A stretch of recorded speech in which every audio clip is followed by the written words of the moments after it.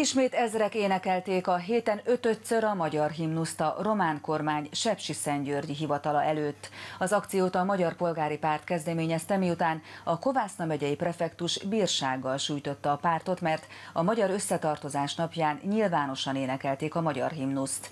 A mai rendezvényen elfogadtak egy petíciót, amelyben azt kérik, a román hatalom hagyjon fel a magyar szimbólumok üldözésével. Sepsiszentgyörgy két pontjáról huszár kísérettel és egy-egy 250 méteres magyar és székely zászlóval indultak a tüntetők a kormányhivatal elé, ahol mint a héten eddig minden nap, helyi idő szerint 4 órakor több ezren énekelték el a magyar himnuszt.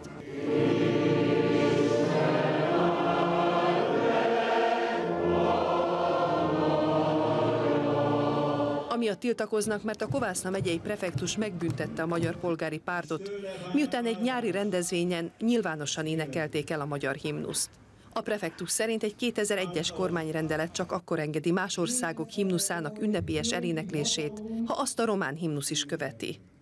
Az RMDSZ képviselők szerint a vonatkozó határozatot 2002-ben módosították. Gyakorlatilag azt mondja, hogy azok az országosan bejegyzett szervezetek, szövetségek, stb. Van egy felsorolás, amelyek valamely nemzeti kisebbséget képviselik, azok saját rendezvényeiken, saját szimbólumaikat használhatják. A bírságot kiszabó Kovászna megyei prefektust időközben leváltották, ám ez a magyar vezetők szerint nem oldja meg a problémát.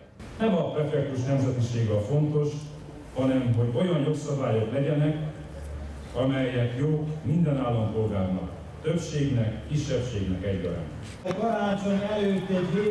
A tüntetésen Kató Béla, az Erdélyi Református Egyházkerület püspöke azt mondta, az erdélyi magyarság torkig van az igazságtalansággal és a hátrányos megkülönböztetéssel.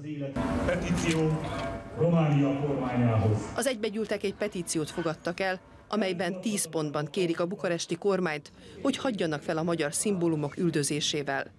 Adják vissza a Székely Mikó kollégiumot a Református Egyháznak, indítsák újra a magyar oktatást a Marosvásárhelyi Orvosi Egyetemen, és legyen regionális hivatalos nyelv a magyar.